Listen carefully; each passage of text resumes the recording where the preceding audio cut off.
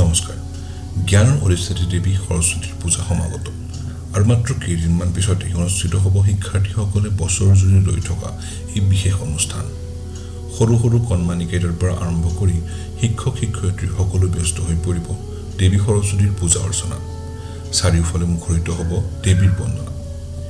বৰ্তমান সময় সলনি হৈছে আৰু লগতে অতি তীব্ৰ বেগেৰে সলনি হৈছে আমাৰ জীৱন অতিবাহিত কৰাৰ ধাৰণসমূহ আজিৰ পৰা খুব বেছি নহয় 10-15 বছৰ আগলৈকে সৰস্বতী পূজা উদযাপন কৰা হৈছিল এক সুকীয়া পৰিৱেশৰ মাজেৰে বৰ্তমানৰ দৰে নহলেও সম্পূৰ্ণ এক উলহ-মাখল পৰিৱেশ বিদ্যালয়সমূহত সৰস্বতী পূজাৰ বাবে হৈছিল এখন বিশেষ মিটিং আৰু সেই মিটিংখনতে সিদ্ধান্ত গ্ৰহণ কৰা হৈছিল সকলোবোৰ দিশৰ বিষয়ে গঠন কৰি দিয়া হৈছিল এখন পূজা কমিটি ৰভাতলি পূজা মণ্ডপ ভোজঘৰ ভঁৰালঘৰ পূজা আৰু হোমৰ বাবে দায়িত্ব অৰ্পণ কৰা হৈছিল সুকীয়াকৈ নাম মাত্ৰ দাম বৰঙনিৰ লগতে হয়তো এক টেমা চাউল টেমা মানে সেই সময়ৰ ব্যৱহাৰ হোৱা পেৰাচুট অথবা চালিমাৰ নাৰিকল তেলৰ কণ্টেইনাৰটো ফুল সকলোৱে নিজে নিজে ঘৰৰ পৰা লৈ আহিব আৰু যদি কাৰোবাৰ ঘৰত কল কমলা বগৰী আছে তেন্তে 6 দান কৰিব তাৰ মাজতে আটাইতকৈ দৰকাৰী বস্তু এটা হৈছে কেমেৰা 5-6 জনমান বন্ধু লগ হৈ এটা কেমেৰা ৰীল কিনি 10 টকাকৈ এখন ফটো তোলা স্বাভাৱিকতে এটা ৰীলত 30টা মান ফটো উঠে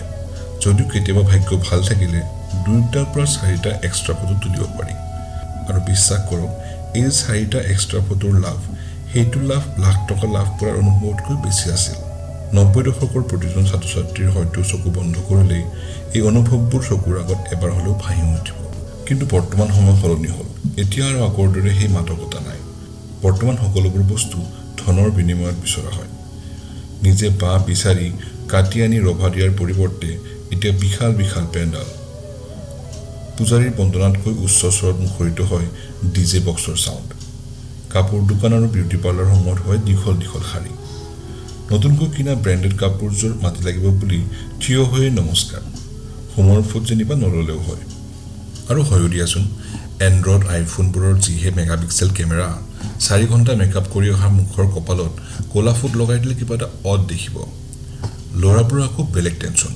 কেটিএম আৰু বুলেটৰ কম্পিটিশন আৰম্ভ হয় 8-9ৰ পেণ্টু কেনাগেটৰ পৰাই ডিগ্ৰীবোৰৰ 2 হুইলাৰে নচলে গাড়ী নোহোৱাকৈ সোমাব লাজেই লাগে পূজাৰ দিনাখনো গাৰ্লফ্ৰেণ্ডৰ লগত লং ড্ৰাইভ নগলে হ'বনে কিন্তু এই সকলোবোৰৰ মাজতে আটাইতকৈ ডাঙৰ বিষয়টো হৈছে পূজা মণ্ডপসমূহত উপস্থিত কেমেৰা আৰু মাইক্ৰ স্যাটেলাইট টিভি আৰু পৰ্টেলৰ দ্বাৰা বাইটো কেইগৰাকী এওঁলোকৰ বহুত কঠোৰ দায়িত্ব পূজা দিনাখন কোনে কিমান ষ্টাইল কৰি আহিছে কাৰ কাপোৰযোৰ বেছি ভাল লাগিছে তাৰ কম্পিটিশন পুৰস্কাৰো আছে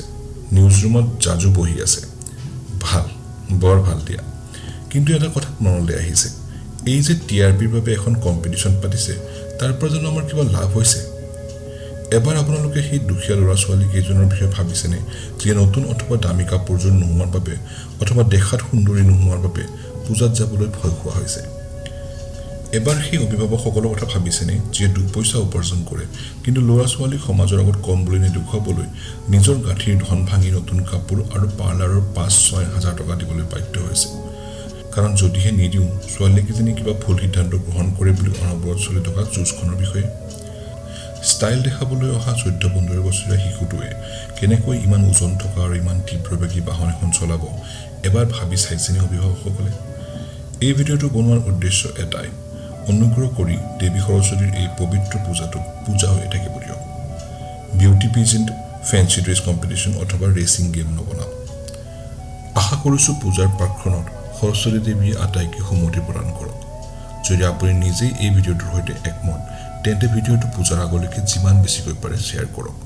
লগতে যদি নিজৰ কিবা অভিজ্ঞতা মনলৈ আহিছে তেন্তে কমেণ্ট কৰি জনাওক আৰু অৱশেষত যদি এই ভিডিঅ'টোৰ জৰিয়তে আপোনাৰ আৰু মোৰ মনৰ ভাৱ মিলিছে তেনে যুগল অসমৰ চেনেলটো ছাবস্ক্ৰাইব কৰাৰ লগতে ফেচবুক পেজটো ফলো কৰিবলৈ নাপাহৰিব ধন্যবাদ